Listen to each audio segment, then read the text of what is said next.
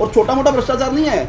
एक एक बच्चे से लाख लाख रुपए 100 लाख रुपए लिए जा रहे हैं। फार्मेसी काउंसिल में बाहर जाकर किसी बच्चे से, जो बाहर बच्चे निकलते हैं, रैंडमली पूछेंगे, आपको बता देंगे। आपने काम नहीं किए, आपको दिख रहा है कि लोग हमारे को पकड़ के मारेंगे कि हम काम नहीं कर रहे और हमारी ऐसी तैसी हो जाएगी। तो ये इनका सिस्टम था।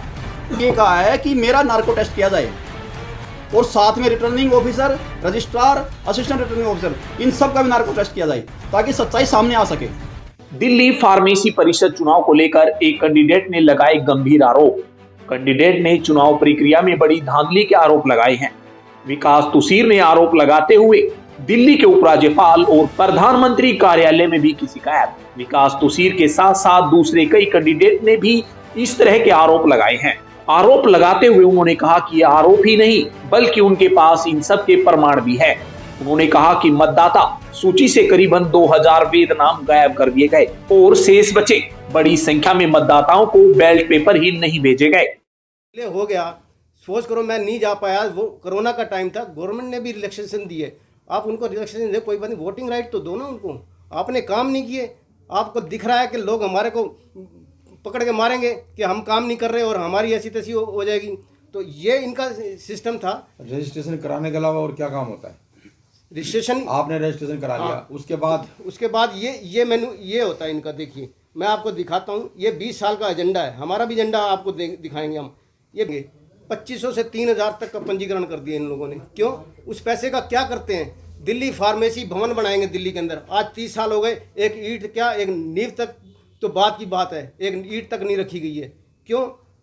वो पैसे का क्या करते हैं? कभी आपने बताया बजट इतना पैसा था, इतना पैसा गया, क्या किया? कुछ मतलब नहीं है। और दूसरा ये बताते हैं कि जो ट्रेनिंग करने आते हैं, फ्री में ट्रेनिंग करने आते हैं सर, कि उनकी ट्रेनिंग हम जो ट्रेनिंग करने आते हैं उनको हम भत्ता दिलवाएंगे। भत्ता आज तक 20 सालों में मैंने तो नहीं देखा कि किसी को एक भी बंदे को भत्ता दिलवाया गया। फिर ऐसे झूठे वादे किस लिए? इसमें उन्होंने रिटर्निंग ऑफिसर और सब रजिस्ट्रार के द्वारा मिलीभगत का आरोप लगाया है। उन्होंने कहा कि बैलेट पेपर वोटर को न भेजकर एक पक्ष का साथ दिया गया। साथ ही जो बैलेट पेपर जिनमें सील किए गए थे उन मतपेटियों की सील पर भी कैंडिडेट्स के सिग्नेचर नहीं करवाए गए और न ही उस वक्त की सीसीटीवी मुहैया करवाई जा रही। 1 महीने तक उन मतों को वहां पर रखा गया। उस दौरान किसी भी तरह की धांधली हो सकती है। इनकी मांग है कि चुनाव प्रक्रिया में सुधार करते हुए ईवीएम द्वारा दोबारा से चुनाव करवाए जाएं। के लिए अजय शर्मा को मेल किया है कि अजय शर्मा जी आप खुद पे ही एक्शन लीजिए सख्त।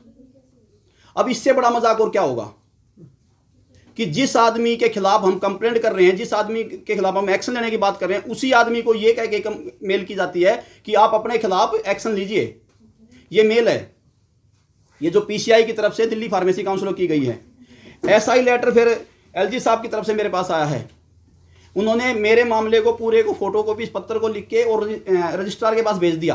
हालांकि मैंने कल ही उसका रिमाइंडर लगा दिया है कि सर ये जो है इसके फुल फ्लैश पावर आप हैं, आप इसमें एक्शन ले सकते हैं।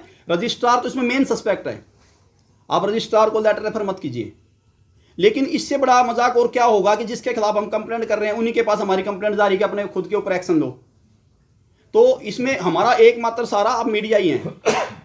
आप ही हमें न्याय दिला सकते हैं और आपसे ही मैं प्रार्थना करता हूं कि मुझे न्याय दिला जाए। मतलब इसमें जो भ्रष्टाचार का मामला है ना, क्या पूरा भ्रष्टाचार का मामला है। जब वो एक बच्चे को 4-4 महीने 5-5 महीने तक वहां पे चक्कर कटवा रहे हैं, बच्चा परेशान होकर क्या करेगा? बच्चा परेशान होकर बाहर ढूंढता किसी आदमी को।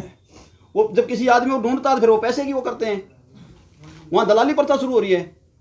और भी इन्होंने कई गंभीर आरोप लगाए, वे खुद आप इनसे सुनिए। सबसे पहले तो प्रेस के सभी साथियों को नमस्कार, क्योंकि आप हैं तो गणतंत्र है, आप हैं तो डेमोक्रेसी कायम है। सबसे पहले मैं बताना चाहूँगा दिल्ली फार्मेसी काउंसिल में जो पीछे चुनाव हुए हैं उसमें बहुत भारी धांधली की गई है।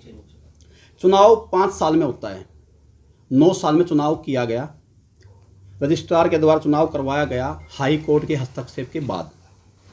जो चुनाव 5 साल में होना चाहिए था वो 9 साल में कराया गया। उसके बाद चुनाव शुरू होने के बाद रिटर्निंग ऑफिसर नियुक्त किए गए श्री राजकुमार जी।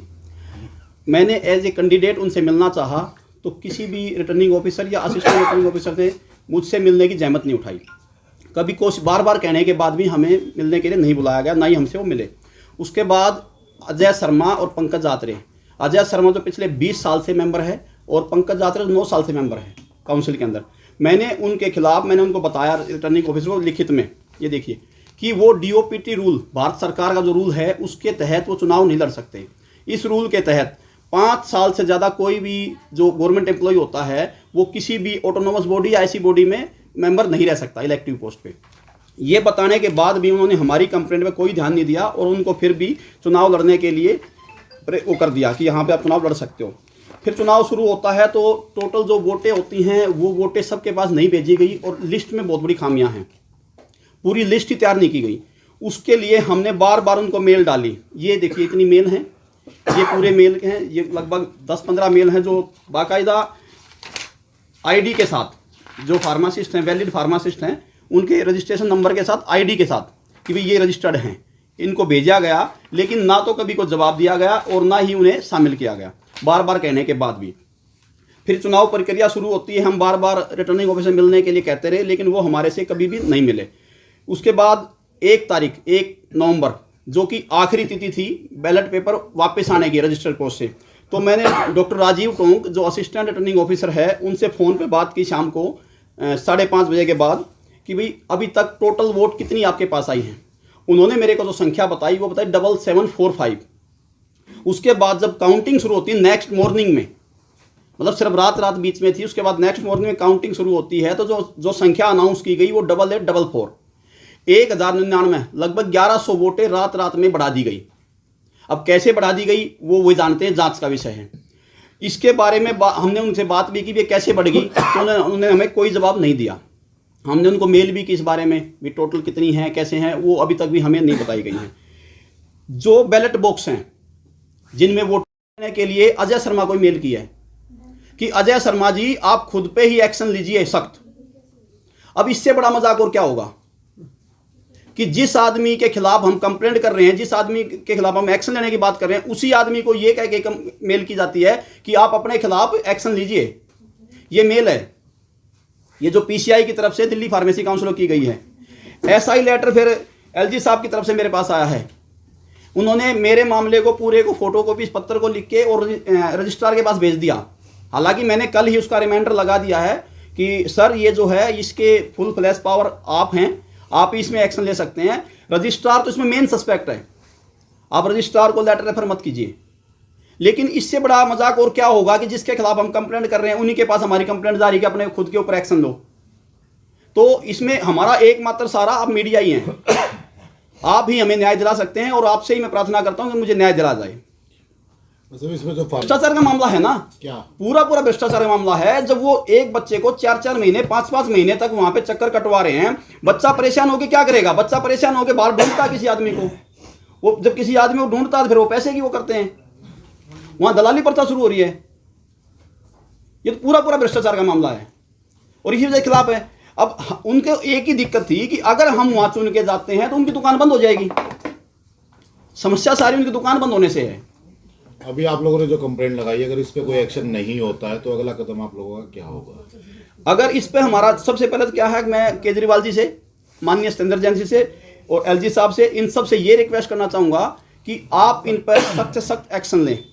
क्योंकि पब्लिक डोमेन में जो बात अभी आई है वो क्या कह रहे हैं कि हमें डरने की कोई ज़रूरत नहीं है, सारे अफसर हमारे साथ हैं, हमारा कुछ नहीं बिगड़ने वाला। आप किसी चैनल पर जाओ, किसी मीडिया में जाओ, किसी को पत्र लिखो, हमारे खिलाफ कोई एक्शन नहीं होगा, ये वो बार बार कह रहे हैं। लेकिन अगर हमारा इस पर कोई एक्शन नहीं लिया जाता है तो उसके बाद हम सड़कों पर आएंगे, हम इसके खिलाफ विरोध प्रदर्शन करेंगे और इनको जो है सड़क पे इनके लोगों को बताएंगे कि देखिए क्या हो रहा है।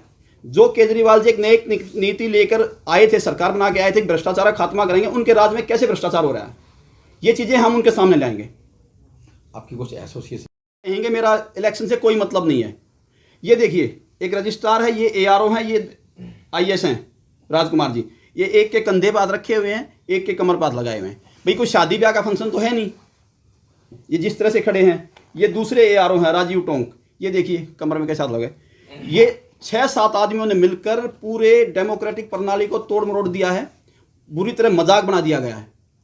कहीं से भी पूरे इलेक्शन में डेमोक्रेसी हमें एक भी जगह दिखाई नहीं दी गई, किसी भी सवाल का हमारे का जवाब नहीं दिया जाता। इवन एक बार भी आज तक भी रिटर्निंग ऑफिसर हमारे से मिले नहीं हैं, ना असिस्टेंट रिटर्निंग ऑफिसर मिले हैं। तो आपके सिवाय हमारे पास और कोई जरिया नहीं है कि अपनी बात को आगे पहुंचा सकें। इन्होंने इतनी बड़ी धांधली करी क्यों? धांधली के पीछे सीधा एक ही रीजन है कि कुलदीप सिंह जो है शुरू से हमारे खिलाफ है, क्योंकि हम इंटरव्यू प्रथा के खिलाफ शुरू से खड़े हैं 6 महीने से। हम बार बार इंटरव्यू भी दे रहे हैं, हम सोशल मीडिया पे उनके खिलाफ बोल रहे हैं कि भाई हम ये इंटरव्यू सिस्टम यहाँ पे नहीं रहने देंगे। हम काम वो करो जो एक्ट के अनुसार हो, जो फार्मेसी एक्ट में जो चीज़ नहीं है उसको हम लागू नहीं होने देंगे। तो इसीलिए उन्होंने मिलके अजय शर्मा, पंकज दात्रे रिटर्निंग ऑफिसर और दोनों असिस्टेंट रिटर्निंग ऑफिसर, इन 6-7 आदमियों ने मिलकर ही डेमोक्रेटिक प्रणाली को तहस नहस कर दिया है। ये सारा मामला है। और इसके है एलजी साहब को हमने पेटिशन दी है, जिसको मैं आपको दिखाना चाहूंगा। पेटिशन दे दी है। अब एलजी साहब को पेटिशन देने के बाद इसमें एक और मजेदार बात आई, एलजी साहब की तरफ से भी और पीसीआई की तरफ से भी। ये 2 लेटर हैं। सबसे पहले पीसीआई का बताऊंगा मैं। चलिए ओके। हाँ, पहले तो मैं आप सब भाइयों का धन्यवाद करना चाहता हूँ जो आपने ये अच्छी मुहिम स्टार्ट की है। हमारी बात पूरी पब्लिक तक, पूरे इंडिया में आप ये मैसेज जाएगा। मैं खुद फार्मासिस्ट नवीन कुमार कंटेस्टेंट था इसमें। मेरा खुद का बैलेट ही नहीं आया मेरे घर पे, तो वो कहाँ गया? जब मैं खुद बैलेट लेने के लिए 4-4 घंटे लाइन में जाके लगाऊंगा, एक दिल्ली के कोने से दूसरे दिल्ली कोने में जाऊंगा, मैं चुनाव के लिए क्या कहाँ मैं जाऊंगा अपना। और मेरा ही छोड़ो, और भी कंटेस्टेंट थे, उनका भी नहीं आया। एक संदीप कुमार थे, उनका भी नहीं पहुंचा। तो इतनी मेल करनी पड़ी, इतना मैसेज करने पड़े, जाके कोई सुनवाई नहीं है। तो आप बताइए कि कैसे ही इसको फेयर मान सकते हैं? होता ये कि आप लोग, पैसे की कमी नहीं है दिल्ली फार्मेसी काउंसिल के पास, तो आप पूरे जोन वाइज कोई सिस्टम बनाते, जाके बूथ बनाते, बूथ में जाके फार्मासिस्ट वहाँ पे अपना वोट कास्ट करते हैं। लेकिन ऐसा कोई सिस्टम नहीं है। सत्ता से पैसा और पैसे से सत्ता का खेल हो रहा है। आज हमारे को कहने की जरूरत नहीं थी, हम भी हार के बैठ गए, कोई बात नहीं। लेकिन नहीं, आगे आने वाले मैसेज कैसे जाएगा? पूरे ऑल ओवर इंडिया में ये मैसेज जाना चाहिए कि ये सिस्टम ठीक नहीं है। क्यों ऐसा हो रहा है? किस लिए ये दिल्ली फार्मेसी काउंसिल बैठी है? फार्मासिस्टों की पूरी गत बनी हुई है, इस टाइम पे बुरा हाल है, लोग मर रहे हैं, कोई मतलब नहीं है। आप जाके देखिए हॉस्पिटलों में, नर्सिंग होमों में, कहीं भी चले जाइए, फार्मासिस्ट नीचे तबके पे लगा दिया गया है। इनकी जिम्मेवारी बनती थी, क्या इनकी जिम्मेवारी नहीं थी? क्या सिर्फ 17,000 ही फार्मासिस्ट पूरी दिल्ली के अंदर है? 40 से 45,000 फार्मासिस्ट दिल्ली के अंदर है। क्या इनकी जिम्मेवारी नहीं थी कि सबको बैलेट दिया जाए? क्यों नहीं दिया जाए? किसकी जिम्मेवारी थी ये? इन्हीं की जिम्मेवारी बनती थी। क्या 17,000 को बैलेट भेजा ये कहते हैं? उनका हिसाब तो बताते कि कितने वापिस आए, कहाँ रखे गए, क्यों कैंसिल किए? एक आदमी अगर बैलेट खोल के उससे गलती से लिफाफा फट गया होगा तो उसने टेप लगा दी, उसको भी साइड लगा दिया गया। इन्होंने किससे पूछा? क्या कंटेस्टेंट से पूछा गया कि इसको वैलिड माने के ना माने? नहीं, अपनी मर्जी से किए गए। 17,000 वोटर्स में क्या पैसे की कमी है? आप लोग किसी को बैलेट भेज रहे हो, बैलेट मेरे पास आया, मेरे पास इतना टाइम नहीं है, मैं उसको रजिस्टर करवा के मैं डाकखाने में जाऊंगा, मैं डाल के आऊँगा। आप सिस्टम ऐसा बनाते ना, सिस्टम बनाना नहीं चाहते, क्योंकि ये पूरे 20 साल से, मैं आपको दिखाता हूँ, ये टीमें बनाई गई। ये टीम है एक, ये इन्होंने अपनी टीम बनाई। ये 6 लोगों की 5 टीमें थी। हमारी एक टीम था, पैनल था हमारा, हम 6 लोगों का पैनल था। इन्होंने 6 का पैनल बनाया, ये 5 पैनल बनाए गए ऐसे। तो ये how it can be possible कि 3 लोग ये जीत गए, 3 लोग ये जीत गए? कैसे पॉसिबल हो सकता है ये? आप देखिए, हमारी 6 की 6 थी। हमारे आप वोट उठा के देख लिए, 7 नंबर से 13 नंबर तक, 12 नंबर तक हमारे ही लोगों के वोट ऊपर हैं। इनके कैसे 3 मैनिपुलेशन हुई है, सारी की सारी सिस्टम में धांधली हुई है। ले हो गया, सोच करो मैं नहीं जा पाया, वो कोरोना का टाइम था, गवर्नमेंट ने भी रिलैक्सेशन दी है। आप उनको रिलैक्सेशन दे, कोई बात नहीं, वोटिंग राइट तो दो ना उनको। आपने काम नहीं किए, आपको दिख रहा है कि लोग हमारे को पकड़ के मारेंगे कि हम काम नहीं कर रहे और हमारी ऐसी तैसी हो जाएगी। तो ये इनका सिस्टम था। रजिस्ट्रेशन कराने के अलावा और क्या काम होता है? रजिस्ट्रेशन आपने रजिस्ट्रेशन करा लिया, उसके बाद ये मेनू ये होता है इनका। देखिए मैं आपको दिखाता हूँ, ये 20 साल का एजेंडा है। हमारा भी एजेंडा आपको दिखाएंगे हम। ये 2500 से 3000 तक का पंजीकरण कर दिया इन लोगों ने। क्यों? उस पैसे का क्या करते हैं? दिल्ली फार्मेसी भवन बनाएंगे दिल्ली के अंदर। आज 30 साल हो गए, एक ईंट क्या, एक नींव तक तो बात की बात है, एक ईंट तक नहीं रखी गई है। क्यों? वो पैसे का क्या करते हैं? कभी आपने बताया बजट इतना पैसा था, इतना पैसा गया, क्या किया? कुछ मतलब नहीं है। और दूसरा ये बताते हैं कि जो ट्रेनिंग करने आते हैं, फ्री में ट्रेनिंग करने आते हैं सर, कि उनकी ट्रेनिंग हम जो ट्रेनिंग करने आते हैं उनको हम भत्ता दिलवाएंगे। भत्ता आज तक 20 सालों में मैंने तो नहीं देखा। कि किसी को एक भी बंदे को भत्ता दिलवाया गया। फिर ऐसे झूठे वादे किस लिए? सिर्फ सत्ता, ऐसा क्या मिल रहा है हमें तो बताओ। हम तो सेवा करने के लिए आते हैं कि हम सेवा करेंगे, चलो लोगों को कम से कम। हमारा ये मुद्दा था 55 साल से, और जो दिव्यांग है उनके घर पे बैठे हुए उनका रजिस्ट्रेशन कराएंगे, हमारी दिल्ली फार्मेसी काउंसिल आपके द्वार। लेकिन इनको रास नहीं आया, इन्होंने मैनिपुलेशन किया और 3-3 दोनों ज्वाइंट हो गए, क्योंकि दिखा कि हमारी सत्ता अब हिलने वाली है। भाई साहब ने इतना कुछ कह दिया है। ब्यूरो रिपोर्ट, आज तक न्यूज।